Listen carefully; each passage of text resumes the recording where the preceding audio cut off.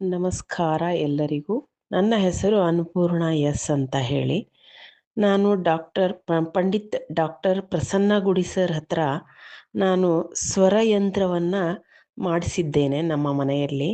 ನನಗೆ ಮನೆಯಲ್ಲಿ ಏನಾಗಿತ್ತು ಅಂತ ಹೇಳಿದ್ರೆ ಹಣದ ಸಮಸ್ಯೆ ಅನ್ನುವಂಥದ್ದು ತುಂಬ ಇತ್ತು. ಅಷ್ಟೇ ಅಲ್ಲ, ನೆಕ್ಸ್ಟ್ ನನ್ನ ಮಗ ಇಂಜಿನಿಯರಿಂಗ್ ಮುಗಿಲಿಕ್ಕೆ ಬಂತು. ಅವನದು 4ನೇ ವರ್ಷ. ಅವನಿಗೆ ಒಂದು ಮುಂದೆ ಒಳ್ಳೆಯದಾಗಲಿ, ಅವನು ಒಂದು ಕೆಲಸ ಸಿಗಲಿ ಅನ್ನುವಂತಹ ಒಂದು ಉದ್ದೇಶದಿಂದಲೂ ಕೂಡ ನಾನು ಅವರು ಫೇಸ್ಬುಕ್ಕಲ್ಲಿ ದೀಪದ ಬಗ್ಗೆ ಒಂದು ಹಾಕಿದ್ರು. ಹಾಗಾಗಿ ನಾನು ಅವರಿಗೆ ಕಾಂಟ್ಯಾಕ್ಟ್ ಮಾಡಿದೆ. ಅವಾಗ ಅವ್ರು ಏನು ಹೇಳಿದರು ಅಂತ ಹೇಳಿದ್ರೆ, ಸ್ವರಯಂತ್ರವನ್ನು ನಿಮ್ಮ ಮನೆಯಲ್ಲಿ ನೀವು ಮಾಡಿಸಿದ್ರಿ ಅಂತ ಹೇಳಿದ್ರೆ ನಿಮ್ಮ ಮನೆಯಲ್ಲಿ ಇರುವಂತಹ ನೆಗೆಟಿವ್ ಎನರ್ಜೀಸ್ ಎಲ್ಲ ಹೋಗಿ ನೀವು ಅಂದ್ಕೊಂಡಿರುವಂತಹ ಕಾರ್ಯಗಳು ಸರಿಯಾದ ರೀತಿಯಲ್ಲಿ ಆಗ್ತದೆ ಅಂತ ಹೇಳಿದರು.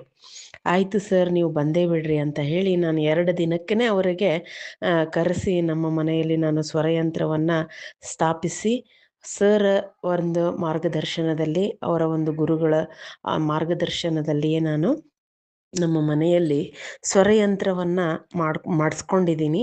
ಈಗ ಮಾಡಿಸಿ 1 ವಾರ ಆಯಿತು. ನನಗೆ ಹಣದ ಸಮಸ್ಯೆ ಏನಿತ್ತಲ್ಲ, ಅದು 2 ತಿಂಗಳದಿಂದ ನಾನು ಎಜುಕೇಷನ್ ಲೋನ್ ಸಲುವಾಗಿ ಪರದಾಡ್ತಾ ಇದ್ದೆ. ಅದು ಕೂಡ ನನಗೆ ಮೊನ್ನೆ ಎಲ್ಲ ಪೂರ್ತಿ ಲೋನ್ ಸ್ಯಾಂಕ್ಷನ್ ಆಯಿತು. ಅಷ್ಟೇ ಅಲ್ಲ, ನಾವು ಮತ್ತೊಂದು ಲೋನಿಗೆ ಹಾಕಿದ್ವಿ, ರೈತರ ಬೆಳೆ ವಿಮೆ ಅಂತ ಹೇಳಿ. ಅದು ಕೂಡ ನಂದೇನಾಯಿತು ಅಂತ ಹೇಳಿದ್ರೆ ಹಣ ಬಂದು ಈಗ ನಮಗೆ ಜಮಾ ಆಗಿದೆ.